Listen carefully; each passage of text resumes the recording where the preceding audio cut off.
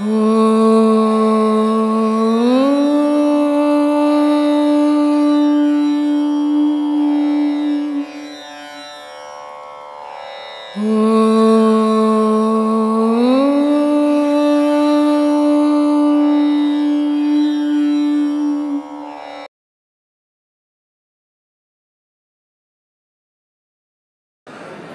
நமச்சிவாயன்னு 108 தடவை காலையில் மாலையில் சொன்னால் அதனுடைய பலன் நமக்கு கிடைக்கும் ஐயா. அதே போல் ஓம் சரவண பவா என்று சொன்னால் 108 தடவை சொன்னால் அந்த பலன் அதுபோல் கிடைக்கும் ஐயா. பலன் நமச்சிவாயன்னு 108 தடவை சொன்னால் அதனுடைய பலன் ஒன்று கிடைக்கும். அதே நேரத்தில் சரவண பவான்னு சொல்லக்கூடாது. ஓம் சக்தி சரவணபவா, ஓம் ஷண்முகா, ஓம் கந்தா கதிர்வேலா கார்த்திகேய ஷண்முகா அப்படின்னா அதனுடைய பலன் கிடைக்கும் ஐயா. அடுத்த கேள்வி ஐயா, நம் உடலில் எல்லா கடவுள் சக்தி, பிள்ளையார், முருகன், விஷ்ணு, பிரம்மா, சிவன், சரஸ்வதி இருக்கும்பொழுது நமக்கு ஏன் ஐயா அதிகமாக கற்பனைகளும் வேதனைகளும் இடையூறுகளும் வருவதற்கு காரணம் என்ன ஐயா?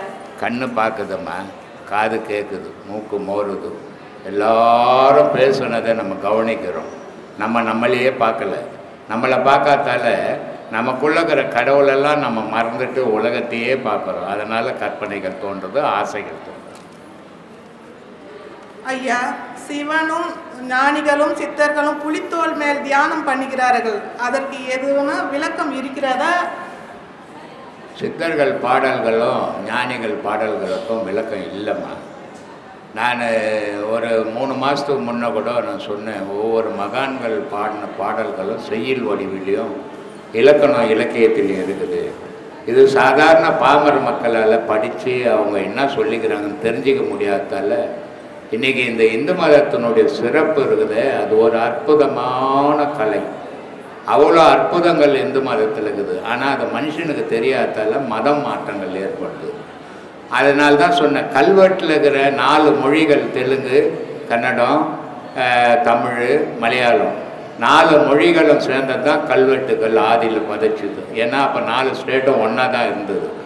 அந்த 4 மொழியில் சேர்ந்த கல்வெட்டை கூட பிரித்து தனித்தனியாக ஆக்கிட்டாங்க இன்றைக்கி. ஆனால் இந்த இலக்கணம் இலக்கியமாக செய்யுள் வடிவில் இருக்கிற இந்த பாடல்களையும் சரியாக தனித்தனியாக பிரித்து இந்த பாமர மக்கள் படிக்கிற மாதிரி இன்றைக்கி நிறைய படித்தவங்க இருக்கிறாங்க, பெரிய மேதைகள்லாம் இருக்கிறாங்க. அவங்கெல்லாம் அதுக்கு மொழிபெயர்த்து கொடுத்தாங்கன்னா எல்லா மக்களுக்கும் அது புரியும். அவங்க மகான்கள் என்ன சொன்னாங்கன்றதையும் தெரியும். 2வது, சித்தர்களுடைய பாஷையில் எல்லா மறைப்பொருளை சொல்லியிருக்கிறதுக்கு காரணம் என்ன அப்படின்னா, இது மக்கள் தெரிஞ்சுக்கிறதுக்காக அவங்க எல்லா விஷயத்தையும் சொன்னாங்க. ஆனால் அதை என்ன ஆகிப்போச்சு, இன்றைக்கி பிழப்புக்காக உருவாக்கிக்கினாங்க. ஓப்பனாக சொல்லியிருந்தால் இன்னும் மோசமாக போயிருக்கும். ஆனால் மறைமுகமாக சொல்லியே இன்றைக்கி தொழிலாக போயிடுச்சு அது. அதனால் ஆதியிலே அவங்க மறைமுகமாக சொல்லியிருக்காங்கம்மா. அதுக்கு விளக்க உரைகள்லாம் அவ்வளோ கரெக்டாக எழுத முடியாது. ஏன்னா எந்த பாதையில் அவங்க சொல்லியிருக்கிறாங்களோ மகான்கள், நீ அந்த பாதையில் போகிறவங்களுக்கு தான் அதனுடைய பொருள் புரியும். அதை நீ படிப்பை வச்சு அதனுடைய பொருள் புரிய முடியாது, கஷ்டம் அது. இப்போ அது சொல்கிறாரு திருமூலர், மூலத்துவாரத்தில் இருட்டறை மூலையில் இருந்த கண்ணி குருட்டு கிழவன் கூடல் குறித்து குருட்டினை நீக்கி மருட்டி அவளை மனம் புரிந்தாள். என்ன புரிஞ்சுது? ஏதாவது புரிஞ்சுதா? இது அந்த பாதையில் போகிறவங்க தான் அதனுடைய பொருள் புரியும். இவர் எங்கே சொன்னார்? இருட்டறைன்னு எதை சொன்னார்? குருட்டு கிழவன் யாரை சொன்னார்? அந்த குருட்டு கிழவன் கூட இந்த இருட்டறையில் இருக்கிற கன்னி பொண்ணை எத்தனை சேர்க்கணுன்றாரு. அது யார் அது சேர்க்கறது அப்படின்றது அந்த பாதையில் போகிறோம். படிச்சுட்டு அதை தெரிஞ்சிக்க முடியாது, கொஞ்சம் கடினம்தான். அதனால் அவ்வளோ முழுமையாக 100க்கு 100 அது புரியலனால ஒரு 80% புரியும். அதுக்காக படித்தவங்கெல்லாம் முயற்சி பண்ணி அதை செய்தாங்கன்னா இந்த மக்களுக்கு நல்லா இருக்கும். அதுதான் என்னுடைய வேண்டுகோள்மா. சொல்லுமா. அவர்கள் மகான்களெல்லாம் புலித்தோல் மேல் தியானம் பண்ணுவது எதற்காக ஐயா?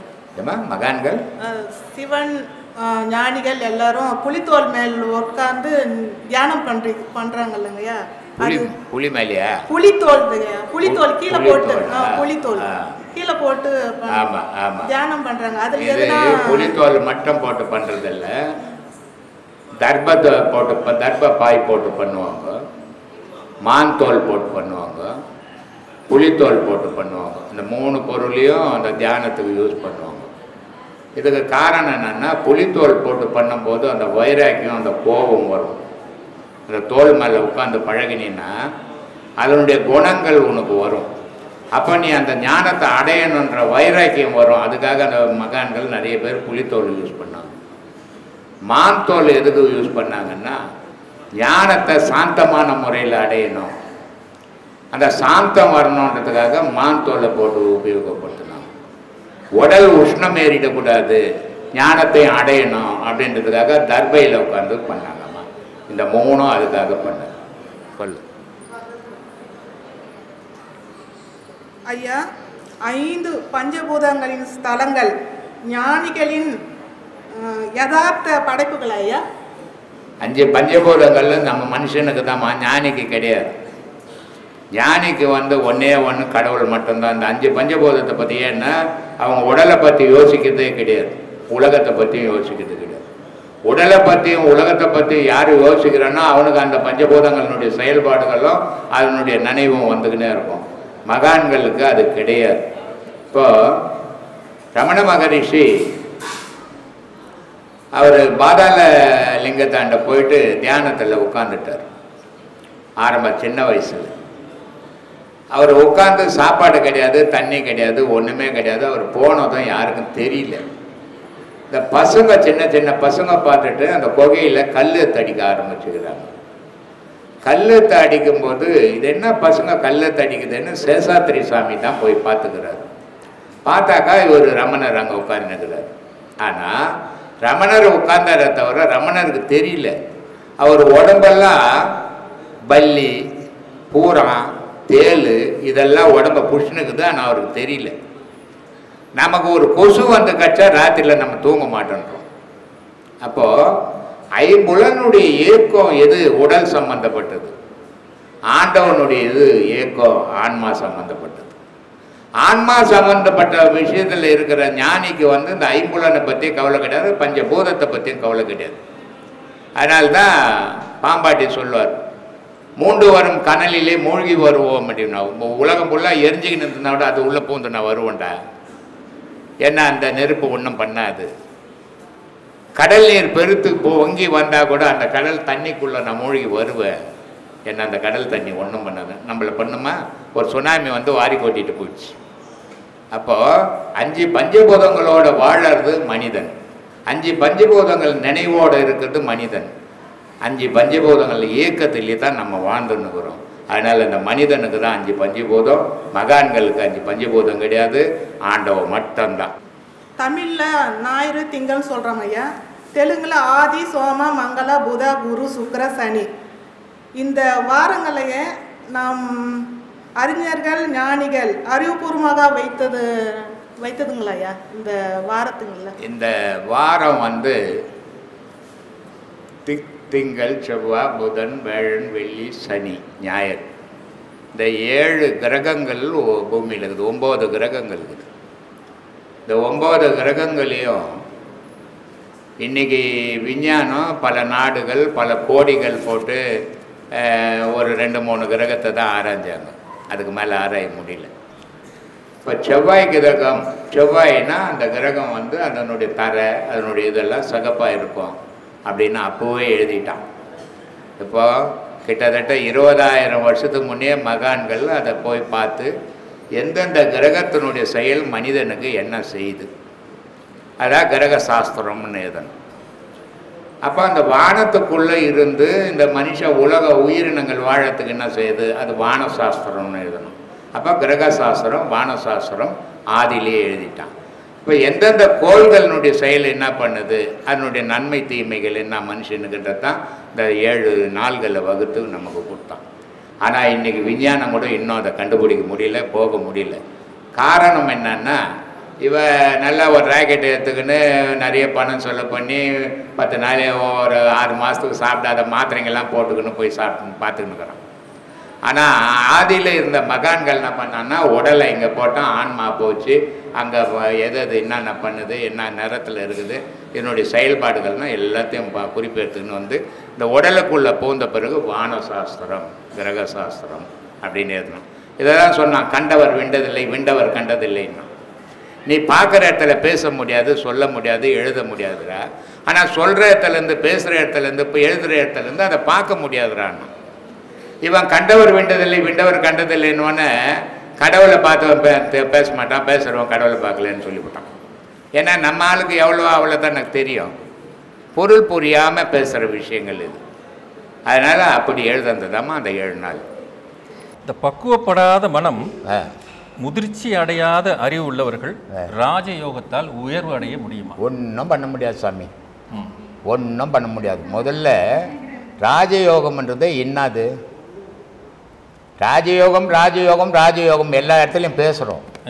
ஆனால் ராஜயோகம்ன்றது என்னது அது தெரியாத நம்ம ராஜயோகத்தை பற்றி பேசி என்ன பிரயோஜனம்?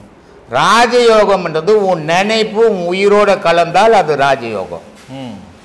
உன் நினைப்பு உயிரோட கலந்தால் எப்படி ராஜயோகம் ஆகும் சொல்லுங்க? அப்போ உன் மனம் பக்குவப்பட்டால் மட்டும்தான் அந்த உடலோட உயிரோட உன் மனம் கலக்கும். பக்குவப்படாத மனம் ஆசையில தான் அலையும். அதுக்கு ராஜயோகத்துக்கிட்ட எங்க போறது? போகவே முடியாது. ராஜயோகம்னா என்ன அப்படின்னா, ஒரு ஊர் இருக்குது, அந்த ஊருக்கு ஒரு ராஜா இருக்கிறாரு. அந்த ராஜா அந்த ஊருக்கு என்னென்ன தேவையோ அதெல்லாம் செய்வார். ஊர் மக்களுக்கு என்னென்ன தேவையோ அதை எல்லாமே செய்வார். ஆனால் அது செய்தும் மக்களுக்கு பத்தலைன்னா பெரிய ராஜா கிட்ட, பேரரசன் சொல்கிறோம்ல, அவர்கிட்ட போவார். என் மக்களுக்கு இதெல்லாம் பத்தலை, எனக்கு சில உதவிகளை செய்ய, நான் அவங்களுக்கெல்லாம் கொடுக்கணும் அப்படின்னு சொல்லுவார் இல்லையா? அதுதானே நீதி வெளி உலகத்தில். அதே மாதிரி உன்னுடைய ஆன்மா ராஜா உன் உடலுக்கு. அப்போ உன் உடலுக்கு என்ன இருக்குது, எப்படி இது ராஜான்னு சொல்கிறேன்னு கேட்பீங்க. 10 வாயுக்கள் இருக்குது. அந்த 10 வாயுக்களும் அதனுடைய தொழிலை செய்துன்னுக்குது. ஆனால் அதுக்கு தேவையான பொருள் கிடைக்கலன்னா ஒவ்வொரு நாடியாக செயல் இழந்து போகும். அப்போ அதுக்கு தேவையான பொருளை கொடுக்கறது ஆன்மா, வாசி. அப்போ அதால் முடிஞ்ச வரைக்கும் அது கொடுக்குது உடலுக்கு. அதால் முடியாத பட்சத்தில் கடவுள்கிட்ட போகுது, பேரரசங்கிட்ட போகுது. ஐயா எனக்கு பத்தலை, என் ஆளுக்கு இவ்வளோ செலவு ஆகுது, எனக்கு நீ கொஞ்சம் கொடுத்தீங்கன்னா நான் செலவு அட்ஜஸ்ட் பண்ணுவேன் அப்படின்னு கடவுள்கிட்ட கேட்டு வாங்கி கொடுப்போம். அதனால் கடவுளுக்கு தான், கடவுள் ஆன்மாவுக்கு தான் தெரியும், இந்த மனத்துக்கு தெரியாது. அதனால் மனம்ன்றது ராஜா உனக்கு, ஆன்மான்றது ராஜா உனக்கு, ஆன்மான்றது ராஜா எனக்கு. இது அடையிறது தான் ராஜயோகம். அதனால் அதை விட்டுப்பட்டு நான் ராஜயோகம் பண்ணுறேங்கன்ட்டு ஊரில் சுற்றின்னு தான் ராஜயோகம் ஆகிடாது. எவன் ஒருத்த ஆன்மாவை அடையிறானோ அவனே ராஜயோகி. அதனால்தான் பகவத்கீதையில் 4 பிரிவாக பிரித்து சொல்கிறான். கண்ணன் 4 பிரிவாக சொல்கிறான். முதல்ல ஒரு மனிதன் செய்ய வேண்டிய கடமைகள் என்னான்னு சொல்கிறான். உன் மனைவி இருக்கிறா, உன் மக்கள் இருக்குது, அதுக்கு என்ன தேவை அதை நீ செய்யணும். அதை செய்யாதவன் ஆம்பளிக்கே அர்த்தம் இல்லைன்றான். அப்படி செய்யறவன் அது கர்மயோகிடான்றான். அந்த காரியத்தை செய்யறவன் கர்மயோகி. ஆமா, அவன் குடும்பத்துக்கு என்ன தேவையோ, பட்னி பயிற்சி, குழந்தைக்கு இல்லாத அது இல்லாத இருக்கக்கூடாது. ஏன்னா நீ தான் அதுக்கு தலைவன். அப்போ அதுக்கு என்ன தேவையோ அதை செய்தால் அது கர்மயோகம். இதை நீ சீரா செய்துட்டீன்னா நல்ல பக்தி வரும் உனக்கு, அது பக்தி யோகம். முழுமையாக அடைவதில் அதை முழுமையாக அடைஞ்சின்னா ராஜயோகம். ராஜயோகத்தில் முழுமையாக நீ போனீன்னா அடுத்தது ஞான யோகம். இதுக்கு பிறவிகள் தேவைப்படுது. ஒரே பிறவியில் நான் எல்லாத்தையும் செய்துருவோங்க அப்படின்னு வாயில் பேசுகிற விஷயம் இல்லை. அப்போது அந்த ஞான யோகத்தை அடைஞ்சின்னா நீ இறைவனை அடைஞ்சிடுவ. அப்போ பேஸ் அடிப்படையிலேருந்து வரணும். அதுவே நீ குடும்பத்தையே காப்பாற்ற முடியாது. நீ வீட்டை விட்டு ஓடி போய் நான் ராஜயோகத்தில் இருக்கிறேன்னா ஒருபோதும் இருக்க முடியாது, ஏமாத்தினோன்னா இருக்கலாம். இயற்கையாகவே இறைநிலையோடு தொடர்பு கொண்டவர்களுக்கு யோகம், ஞானம், கர்ம, பக்தி முறைகள் தேவைதானா? தேவையில்லை. தேவையில்லை. ஏன் தேவையில்லை? ஏன் தேவையில்லைன்னா அவன் ஒரு பிறவியில் அந்த இறைநிலையை பெறல. அவன் பல பிறவிகள் அந்த இறைவனோட மல்லு கட்டி இந்த பிறவில இறைவனுடைய தொடர்போடு இருக்கிறான். அவனுக்கு யோகமும் தேவையில்லை, பக்தியும் தேவையில்லை, எதுவுமே தேவையில்லை. அவனுக்கும் இறைவனுக்கும் லிங்க் இருக்குது. போன் வச்சுக்கிறான், பேசிக்கிறான் கலைவர்கிட்ட. கலைவரை எப்படி தலைவர, எனக்கு நிலைமை எப்படி இருக்குது, சரி நான் இப்படி பண்ணுறேன் அப்படின்னு கடவுள் சொல்கிறாரு. ஆனால் போனே இல்லாதவன் என்ன பண்ணுவான்? தொடர்பே கொள்ள முடியாது. அப்போது கடவுளுடைய தொடர்பு வச்சுக்கணும், போன் வச்சுக்கிறான் மாதிரின்னு வச்சுக்கோ. அவனுக்கு எதுவும் செய்ய தேவையில்லை. ஏன்னா அவன் இதையெல்லாம் செய்தது எதுக்காகனா அந்த கடவுள் அடையறதுக்கு தான். அதை அடைஞ்ச பிறகு அவனுக்கு இங்கே என்ன இருக்குது? இப்போ நான் எந்த கோயிலில் போய் சாமி கும்பிட்றதில்லை. ஏன் கும்பிட்றதில்லை? எது கடவுளுன்னு தெரிஞ்சு போச்சு. தெரியாத போது எல்லாத்தையும் கும்பிட்டேன், எல்லா கோயிலுக்கும் போனேன். இப்போ தெரிஞ்ச பிறகு அது எனக்கு தேவைப்படாமல் போயிடுச்சு. ஆனால் எனக்கு தேவைப்படல, யாருக்குமே தேவைப்படலைன்னு சொல்லக்கூடாது. அதனால தான் கோயிலை கட்டி வச்சுக்கிறேன். ஏன்னா நான் கும்பிடலன்றதுக்காக யாருமே கும்பிடக்கூடாது, எல்லாம் உங்களே கும்பிடுங்கன்னு சொல்ல முடியாது. அந்த நிலைக்கு எற்ற வரைக்கும் அது தேவைப்படும். அவசியம் தேவை பக்தி, அதுக்கு கோயில் தேவை. அதனால நான் கோயிலை கட்டி வச்சேன். ஆனால் கோயிலை கட்டி வச்சேனே தவிர நான் கும்பிடுறது இல்லை. ஏன் கும்பிடுறது இல்லை? ஆராய்ஞ்சி எது நிஜம்னு இதுதான் நிஜம்னு நின்ட்ட பிறகு எனக்கு அது தேவைப்படலை. ஆனால் அதை நிற்கிற வரைக்கும் அது தேவையாச்சே. அதனால் எல்லாருக்கும் வேணும்னு கட்டி வச்சுக்கிறேன். சாமி சொல்லுங்கள் சாமி, இப்படியே பொலி போடலான்னு வந்துட்டீங்க ஒரு குரூப்பு, சொல்லுங்க. இந்த மாதிரி கேள்விதான் சாமி உங்கள்கிட்ட கேட்கணும்.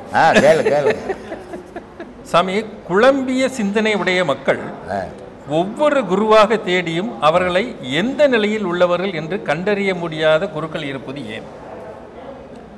குழம்பிய மனிதனுக்கு குருவே தெரியாது. ஏன்னா அவன் தான் ஏற்கனவே குழம்பி போய்க்கிறான். அவனுக்கு போய் எப்படி குரு தெரியும்? தெரியாது. குழப்பம் இல்லாத தேடணும். ஒரு குருவை தேடுறவன் குழப்பம் இல்லாமல் தேடணும். தேடினால்தான் குரு கிடைப்பான். அப்போது அவனுக்கு மனசுக்குள்ள குருவை தேடுன்ற உண்மையான ஏக்கம் இருக்கணும். அந்த ஏக்கம் இருந்ததுன்னா சரியான குரு கிட்ட போய் சேர்க்கும். அது உன்னுடைய எண்ணங்குது, அது சாதாரணமானது இல்லை. உன்னுடைய எண்ணத்துக்கு உன்னுடைய வலிமை வேறு எதுக்கும் கிடையாது. அப்போது நீ உண்மையான வலிமையான எண்ணம் உள்ளவன் குருவை தேடுறவனா தான் உன்னை தேடி தேடி தேடி சரியான குருக்கிட்ட போய் சேர்த்துரும். ஆனால் நீ ஏனோ தானே ஒரு குரு கிடைச்ச போதுங்க அப்படின்னு ஒரு நேரம் நினச்சிட்டு மீதி 24 மணி நேரம் உன் வேலையை பார்த்தீங்கன்னா குரு கிடைக்கவே மாட்டான். குழப்பத்திலே தான் சுற்றியும் கிடக்கணும். அதனால் மனம் உனக்கு உறுதியோடு நின்னால் நல்ல குரு கிடைப்பான். நல்ல குரு எப்படி இருப்பான்னா எந்த வித ஆடம்பரத்தையும் விரும்ப மாட்டான். அவன் மட்டும்தான் நல்ல குரு. எல்லா வேஷமும் கட்டிங்கிறவன் உலகத்துக்காக இருக்கிறவன், ஞானத்துக்காக இருக்கிறவன் இல்லை. ஞானத்துக்காக உனக்கு ஓணும்னா நீ தேடணும் உண்மையா. ஆனால் உலகத்துக்காக நீயும் அவனை மாதிரியே தேடணும்னா உனக்கு நிறைய குரு கிடைப்பாங்க. நல்ல குரு கிடைக்கிறது கஷ்டம். அதனால் குழப்பம் இல்லாமல் குருவை தேடணுமே தவிர குழப்பத்தோட குருவை தேடினா கண்டுபிடிக்கிறது கஷ்டம். சொல்லுங்க. இப்போ இருக்க மனிதர்கள் தற்காலத்தில் கர்மாவை உணர முடியல. அவங்க எதன் மூலமாக அதை உணர முடியுமா? உணர்றதுக்கான வழிமுறை இருக்கா? உணர்றதுக்கு வழிமுறையெல்லாம் இருக்குது. ஆனால் அந்த வழிமுறையை அவன் எடுக்கிறது இல்லை. ஏன்னா குரங்கு இருக்குது இல்லை, குரங்கு எதை சொல்ல வேண்டும். அந்த குரங்கு கிட்ட ஒரு சின்ன குட்டி பாம்பு பிடிச்சி ஒரு பொட்டலத்தில் மடித்து அது கையில் கொடுத்துட்டீங்கன்னா அது ஏதோ ஒரு பொட்டலன்னு பிரிச்சிடும். ஆமாம். பிரித்த உடனே பாம்பு இந்த உடனே எட்டி அப்படியே பிடிச்சிக்கும். அது கழுத்தை பிடிச்சிக்கிச்சின்னா பாம்பு செத்து போயிருக்கும். ஆனால் இது போடாது, பயத்தில் போடாது. போடாமல் இந்த பாம்பை பிடிச்சிக்கினே இருந்து எதையுமே சாப்பிட்டா இதுவும் செத்து போயிடும். 2 நாள் விடாது. 2 நாள் 2 மாதம் ஆனால் கூட விடாது. அது அந்த பிடிச்ச பாம்பை பிடிச்சதுதான். அப்போ இது பிடிச்ச புடியில் பாம்பு செத்து போச்சு. ஆனால் செத்து போச்சுன்னு இதுக்கு தெரியாது. ஆனால் இது அப்படியே பிடிச்சிருந்து இதுவும் ஆகாரம் இல்லாத இதுவும் செத்து போகும். இன்னைய மனுஷன் பாம்பை பிடிச்சா மாதிரி குரங்கு பிடிச்சா மாதிரியே பிடிச்சின்னு தெரிஞ்சுங்கிறான். அதனால் இவன் எங்கே திருந்துவான்? சொல்லுங்க. வாய்ப்பே இல்லையே. சிந்திக்கணும். இருக்கிற மிருகங்கள்லேருந்து எத்தனை ஜீவராசிலையும் நீ அற்புதமான பிறப்பு. உன் பிறப்பே நீ ஆண்டவன் அடையறதுக்காக வந்த பிறப்பு.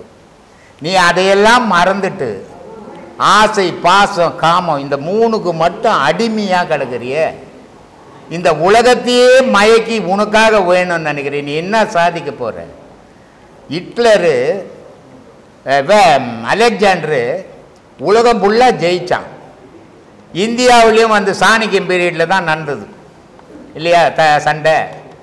ஆனால் அந்த அலெக்சாண்டர் என்ன பண்ணுறான், ஒரு ஆன்மீகவாதி அலெக்சாண்டர் வந்துக்கிறாரு, கூப்பிட்றாருன்னு சொல்கிறான் அப்படின்றான். போய் காவலாளிக்கிட்ட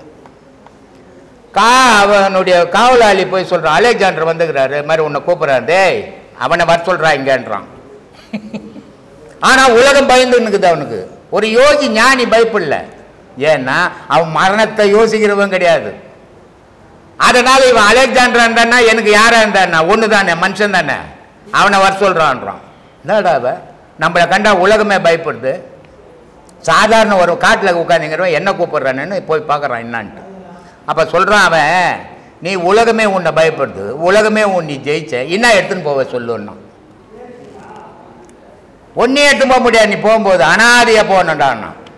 அதே மாதிரி அலெக்சாண்டர் செத்த உடனே அலெக்சாண்டர் சாவத்துக்கு முன்னே சொல்லிட்டான், 2 கையை பாக்ஸுக்கு வெளியே விட்றான்ட்டான். ஒன்றுமில்லை.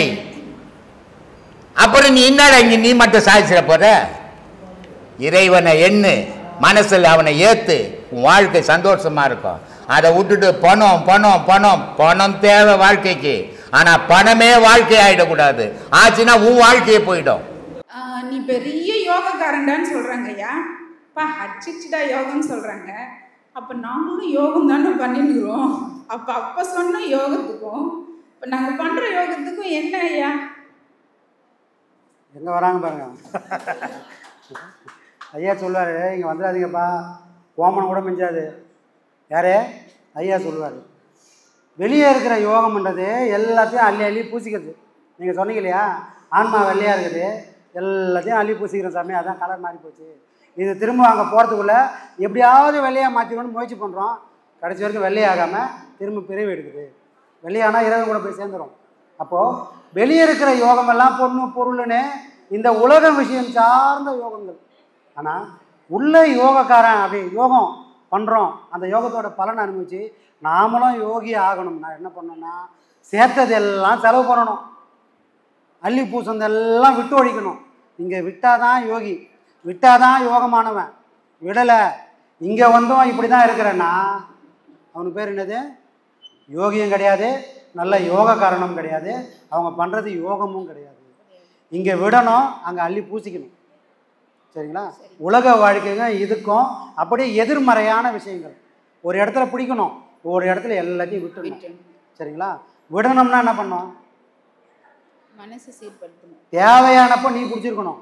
நீ பிடிச்சிருந்தனா உனக்கு நினைவுகள் வரும்போது, உனக்கு தெளிவுகள் வரும்போது நீயே அதை சீப் பண்ணி விட்டுடலாம். ஆனால் அது உனக்கு பிடிச்சிருந்தா நீ ஒதுனா கூட அது விடாது. அந்த மாதிரி மனசில் இருக்கிற பாசம் அறிவு சொல்லுது, டே விட்டுறான்னு. ஆனால் அந்த பாசம் என்ன பண்ணுது? எல்லாத்தையும் பிடிச்சிக்குது. அறிவுக்கு உரைச்சாலும் இந்த பாழா போன மனசுக்கு உரைக்கவே மாட்டேங்குது. அது உரைக்காதனால எல்லாத்தையும் அள்ளி அள்ளி அள்ளி அள்ளி பிடிச்சிக்குது. அதனால் கடைசி வரைக்கும் யோகம்னா என்ன, அதோட பலன்னா என்னன்னு தெரியாமல் யோகமே இல்லாமல் செத்து போகிறாங்க. சரிங்களா? அந்த யோகத்தை உலக வாழ்க்கைக்கு பிடிச்சா யோகம், இந்த ஆன்மீக வாழ்க்கைக்கு விட்டால் யோகம். சரிங்களா? விட்டவனா தான் அவன் யோகக்காரன், அவன் பிடிச்சிக்கிறான். விடாத எல்லாரையும் ரைட்டு நீ விடுற மாதிரி தெரியல, சரி அடுத்த சட்டையை ரெடி பண்ணிடுறேன், இந்த சட்டை சரியில்லை கீழ்ச்சி போட்டுரு, அடுத்த சட்டைக்கு வாங்க, வேறு சட்டையை மாற்றி நல்ல யோகக்காரனே வாழ்ந்துட்டு வா அப்படின்னு அனுப்பிச்சி விட்றாமா. குரு சொல்லியிருக்காரு, இறைவன் வந்து யாரால் சுட்டி காட்ட முடியும் அப்படின்னா தாய் தப்பனா கூட காட்ட முடியாது, ஆனால் குருவால் முடியும். ஆனால் குரு சொன்ன பிரகாரம் பயணம் பண்ணும்போது அது உங்களால் கொஞ்சம் எளிமையாக சீக்கிரம் போக முடியுன்றத ஐயா சொல்லியிருக்காரு. அதை வச்சு தான் கேட்டேன். அதுதான் இப்போ கேட்ட கேள்வி தான் இங்கே நடந்துனுக்குது. இங்கே ஒரு பாதை போட்டு இதான்பா பாதைன்னு சொன்னது என்னது? குரு காட்டக்கூடிய அந்த வழி. ஏன்னா அவர் ஆண்டு அனுபவித்து நமக்கு கொடுக்குறாரு. புரியுதா? அந்த பாதையிலே போகிறதுக்கு நமக்கு படாத பாடாகுது. ஒருத்தர் போய் வந்த பாதை, ஒருத்தர் போட்டு கல் முள்ளெல்லாம் தூக்கி ஓரம் போட்டுட்டு இந்த பாதையில் நீ இப்படி போ, நல்லா இருக்கும், சுகமாக இருக்கணும், ஒரு பாதையை போட்டு கொடுத்தாலே நம்மளால் போய் சேர முடியல. அவரோட காலம் எப்படி இருந்திருக்கும் பாருங்கள். குருமார்கள் இல்லை, தானே பாதையை உருவாக்குறாரு. அந்த பாதையெல்லாம் இந்த புத்தகத்தில் இருக்குது. அவர் ஒரே ஒரு புக்கு தான் வச்சுருப்பார். எந்த கேள்வி கேட்டாலும் இந்த புக்கை தான் திறப்பார், இந்த புக்கில் தான் சொல்லிட்டு இருப்பார். எல்லாருக்கும் ஒரு டவுட்டு, இது என்னதான் புக்காக இருக்கும், இந்த புக்கை ஒரு நாள் தேடி போனான்னா. இந்த கேள்வி நிறைய பேருக்கு இருக்கும். ஆனால் ஒரு மகான் எப்படி இருக்காருன்னா, புத்தகத்தை அவர் படிக்கிறதில்ல, இந்த புத்தகத்தோடு அவர் வாழ்ந்துருக்கார். அந்த வாழ்ந்ததுனால தான் புத்தகத்தில் பதில்கள் இல்லை. ஆனால் அவர் இதுவும் அதுவும் ஒன்றானதுனால எல்லா கேள்விகளுக்கும் ஏதோ ஒரு ஆட்டையை திருப்புறாரு. ஆனால் பதில்கள் ஆப்டாக நமக்கு அது கிடைக்குது. அப்போது மகான்கள் சித்தர்கள் எல்லாம் பாடல்களில் ஒளிஞ்சுன்னுக்கிறாங்க. பாடல்கள் அவங்க படிக்கலை, படிக்கிறதுக்காக வரலை, நம்மளை படிக்க சொல்கிறாங்க. அதனால் அவங்களோட அந்த உண்மை நிலை அப்படின்றத நாம் உணர்ந்துக்கணும். நமக்கு எங்கே அப்பா அம்மா அருமையே தெரியல, குருவோட அருமை எங்கே தெரிய போகுது. ஆனால் உணர்ந்தே ஆகணும். அது உணர்ந்தால் மட்டும்தான் நாம் யாருன்ற கேள்விகளுக்கான பதில் கண்டிப்பாக கிடைக்கும். ஜீவாத்மாவும் பரமாத்மாவும் இணைய இடம் எது? இணைந்தால் என்ன நடக்கும்? ஜீவாத்மானா முதல்ல என்னன்னு தெரிஞ்சுக்கணும். வழக்கமாக மூச்சானது நுரையீரல் ரொம்ப, அதுக்கப்புறம் வெளியே போகும், திரும்ப நுரையீரல் ரொம்ப வெளியே போகும். இந்த மூச்சு இடைகளையாகவும் பிங்களையாகவும் ஏறி ஏறி இறங்கிட்டு இருக்குது. இது சராசரியாக எல்லா உயிருக்கும் இதுதான் நடக்குது. ஆனால் ஒரு யோகிக்கு என்னப்பா நடக்கணும் அப்படின்னு சொன்னால், இந்த மூச்சானது ஊர்த்துவ கதி அப்படின்னக்கூடிய உள்முகமாக ஓடணும். இதை நம்ம புராணம் இதிகாசங்கள் எல்லாம் கதை கதையாக சொல்லி வச்சுக்கிறாங்க. என்ன கதை சாமி சொல்லி வச்சாங்க? பிரம்மாவுக்கும் விஷ்ணுக்கும் ஒரு நாள் சண்டை வந்துச்சு. நீ பெரியவனா நான் பெரியவனா பார்த்துடலாம் வாடா அப்படின்னு 2 பேருக்கும் போகிறேன். அவர் ஒன்று பண்ணுறாரு, இவர் ஒன்று பண்ணுறாரு. நான் ஒத்துக்க மாட்டேன், யாராவது மதியம் ஒரு ஆளை கூடு, 2 பேரும் அவருக்கு முன்னாடியே சாகசத்தை பண்ணி காட்டுவோம். அப்போ ஒத்துக்கிட்டோம். அப்போ நம்மளை யார் பெரியவன் பார்த்துக்கலாம் அப்படின்ற ஒரு கேள்வி வந்தவொடனே யார்கிட்ட போகிறாங்க? சிவனேன்னு உட்காந்துக்கிற சிவபெருமான்கிட்ட போகிறாங்க. அவர்கிட்ட போன, சாமி எங்கள் 2 பேருக்குள்ள சண்டை. என்னப்பா சண்டை? எங்கள் 2 பேரில் யார் பெரியவனு நீ மத்தியசம் பண்ணு, அவ்வளோதானே, சிம்பிள் மேட்ரு. சரி நான் சொல்லிடுறேன் அப்படி என்ன பண்ணுறாரு, அவரு தன்னோட விஸ்வரூபத்தை காட்டிட்டு சொல்கிறாரு, என்னோடய அடியையும் என்னோடய முடியும் யார் பார்க்குறாங்களோ அவங்க தான் பெரியவங்க. 2 பேரில் யார் முதல்ல தொடறீங்களோ அவங்கள பெரியவங்களாக ஏற்றுக்கிறேன். 2 பேரும் உற்சாகம். உடனே ஒருத்தர் பண்ணி வடிவம் எடுத்து பூமியை தோண்டின்னு போகிறாரு, அடியை கண்டுபிடிச்சலான்னு. ஒருத்தர் அன்னப்பறவை வேடத்தில் மேலே ஆகாயத்தில் பறக்கிறாரு, உச்சியை பண்ணலான்னு. ஆனால் போகிறாங்க பொழுது தான் வெடிது, போகிற வழியே தெரியல, போய்கினே இருக்கிறோம். அப்போது ஒருத்தருக்கு அறிவு வந்துச்சு. யாருக்கு? கீழே போனவருக்கு அறிவு வந்துச்சா, நம்ம தப்பான ஒரு முடிவு எடுத்துட்டோம், இது திரும்பி ரிட்டர்ன் ஆகி மன்னிப்பு கட்டலான்னு திரும்பி வந்துடுறாரு. சாமி என்னால் அவங்களோட அடியை கண்டுபிடிக்க முடியல அப்படின்றாரு. இன்னொருத்தர் என்ன பண்ணுறாரு, அவருக்கு ஆணவம். எப்பவுமே இந்த படைக்கு தொழிலாம் இருக்கிறாங்கன்னா அவங்களுக்கு கொஞ்சம் திமிரு ஜாஸ்தியாக தான் இருக்கும். நான் தானே இந்த உலகத்தை படித்தேன், நான் படைக்கலைன்னா எல்லாம் வந்திருக்குமான்னு கொஞ்சம் திமிரு ஜாஸ்தியாக வந்துடும். பாடம் பண்ணுறவங்க கூட அந்த மாதிரி வந்துடும். எல்லாத்தையும் கற்றுக்கினேன், இதுக்கப்புறம் என்ன இருக்குது, அவர் தெரிஞ்சதெல்லாம் நம்ம கிட்ட கொடுத்துட்டாரு அப்படின்னு ஒரு திமிரு வந்துடும். இது படைப்பு, அந்த கலை சம்மந்தப்பட்ட ஒரு விஷயத்தில் அந்த ஆணவம் துளிர் வந்துடும். அந்த மாதிரி பிரம்மாவுக்கு துளிர் வந்து போகிறாரு போனால் வழித்தில் உச்சியிலேருந்து ஒரு தாழம்பூ வருது. அப்போ தாழம்பூக்கிட்ட என்ன பண்ணாரு, அதான் இந்த போகிற மாடு ஒழுங்காக போவோம், குறுக்கு புத்தி வந்துடும்னுவாங்களே, அந்த மாதிரி என்ன பண்ணுறாரு, தாழம்பூவை பிடிச்சி, நீ எங்கேருந்து வர? நான் சிவபெருமானோட உச்சியிலேருந்து வரேன். ஓ உச்சியிலேருந்து வரியா? அப்போ நீ பார்த்துட்டல, நான் அங்கேருந்து தானே வரேன், நான் பார்த்துக்க மாட்டேனா? அப்போ நீ என்ன பண்ணு, நம்மக்குள்ளே ஒரு அக்ரிமெண்ட் போட்டுக்கலாம். நான் உச்சியை பார்த்துட்டேன்னு சொல்லுவேன், நீ ஆமான்னு சொல்லிடணும். ஓகே சாமி, அவ்வளோதானே, இவ்வளோ பெரிய மனுஷன் நீ கேட்க நான் சொல்லாமல் இருப்பேனா அப்படின்னு என்ன பண்ணுறாரு, தாழம்பூ சொல்கிறாரு. சரி என்னப்பா பண்ண, உச்சியை பார்த்துட்டு? பார்த்துட்டேன் சாமி. யார் சாட்சி? இதோ தாழம்பூ தான் சாட்சி. பொய். அப்போது இறைவனுக்கு பேர் ஏகபாத மூர்த்தின்னு ஒரு வடிவம் எடுக்கிறான். அந்த வடிவம் தான் திருவண்ணாமலையில் அந்த வடிவத்தில் தான் நிற்கிறான். ஒரு பக்கம் திருமாலும் ஒரு பக்கம் பிரம்மனும் நிற்பாங்க, ஒரு காலோட இறைவன் நிற்பான். அவனுக்கு பேர் என்னது, ஏகபாத மூர்த்தி. அதனால தான் ஐயாவுக்கு பாமாலை ஒன்று எழுதினே வரும். டெய்லி ஒரு பாமாலை எழுதினேன், என் கரகம் இப்போ எழுதினே வந்தேன். அந்த இடத்துல ஐயாவோட நிலை என்ன அப்படின்றதுக்கு அந்த வார்த்தை, அந்த ஏகபாத மூர்த்தின்ற அதே சப்ஜெக்ட் தான். 2 கைகள், அவர் என்ன கோலத்தில் இருக்காரு, 2 கைகளும் ஒரு பாதமாய் நின்ற வடிவம். அடி யார் நின்ற வடிவம்? என்னுடைய குருநாதர் எப்படி இருக்கிறார்னா இந்த கோலத்தில் தான் இருக்கிறாரு. அந்த இரு கைகள்னா சிவபெருமானுக்கு இடைகளையாகவும் பிங்களையாகவும் இருக்காரு. இறைவனாகிய சிவன் அக்னிகளை ஏறி நிற்கிறான். அப்போது இடைகளையும் பிங்களையும் நம்மளை வாழ வைக்கிறது, காப்பாற்றுறது, ஒரு நாள் காணாமல் பண்ணிது.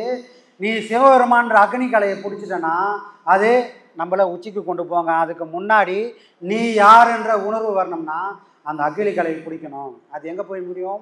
இந்த பூர்வ மையத்துக்கு நீ போய் சேர்ந்தால் மட்டும்தான் தான் யார் என்ற அறிவு ஒவ்வொரு மனுஷனுக்கும் கிடைக்கும்.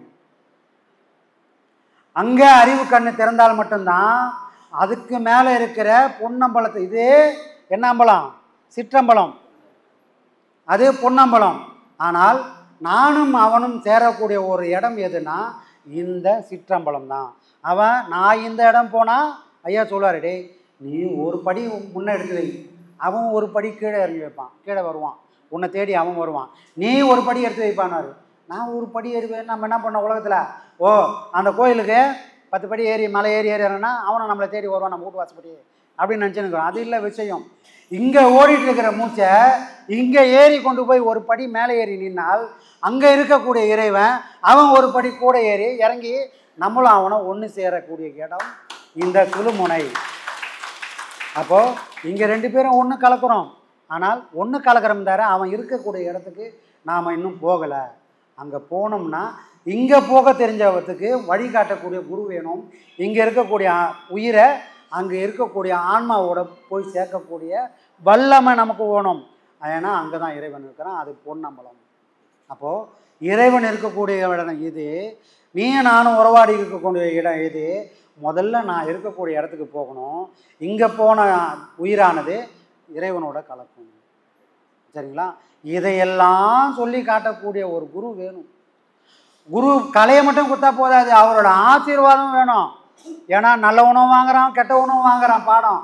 அந்த பாடமெல்லாம் கை கொடுத்துருமானா நல்ல செல்லாது.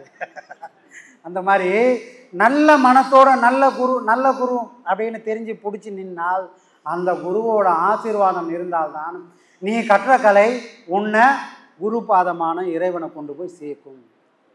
அப்போது மனமானது கள்ளம் கபடம் இல்லாமல் இருக்கணும். ஊரில் நான் எப்படி வேணா வாழ்ந்துக்கலாம், அங்கே போடக்கூடிய வேஷத்தெல்லாம் இங்கே போடக்கூடாது. இங்கே போட்டோம்னா கடைசி நாளில் எல்லா வேஷத்தையும் இறைவன் கழிச்சு இவெல்லாம் ஒன்றுமே இல்லைப்பா. இன்றைக்கி எத்தனையோ ஆசிரமெல்லாம் இருக்குது. அவங்களுடைய காலத்துக்கு அப்புறம் அங்கே வழி நடத்தக்கூடிய வல்லமையே இல்லை. காரணம் என்ன? அங்கே கலை இல்லை. அப்போது தான் கலை மூலயமா ஒரு விஷயம் ஞானத்தை அடைஞ்சி அந்த கலை தான் ஒன்று வரவங்களுக்கெல்லாம் காப்பாற்றணும். இன்ன வரைக்கும் இந்த ஆசிரமம் வழி நடந்து போயிருக்குன்னா அங்கே இறைவனுடைய வல்லமையும் குருநாதருடைய ஆசீர்வாதமும் பரிபூரணமாக இந்த ஆசிரமத்தில் நிலை கொண்டுள்ளது. புரியுதுங்களா? ஆமாம். அப்போது அங்கே திருவண்ணாமலையில் என்ன நடந்ததோ அதே கோலம்தான் ஒரு மனுஷனும் உச்ச நிலையில் சமாதி நிலையில் அடைந்தான். எல்லாருக்கும் அதே நிலை தான். இரு கைகளும் ஒரு பாதமாய் நின்ற வடிவம் அடி அப்படின்னு சொல்லக்கூடிய அந்த வடிவத்தை உண்மையாக பாடம் பண்ணால் நாளைக்கு நமக்கும் நம்மளுடைய குருநாதர் கண்டிப்பாக கொடுப்பாரு. அதை தான் அந்த சுழுமுனை ரகசியம்.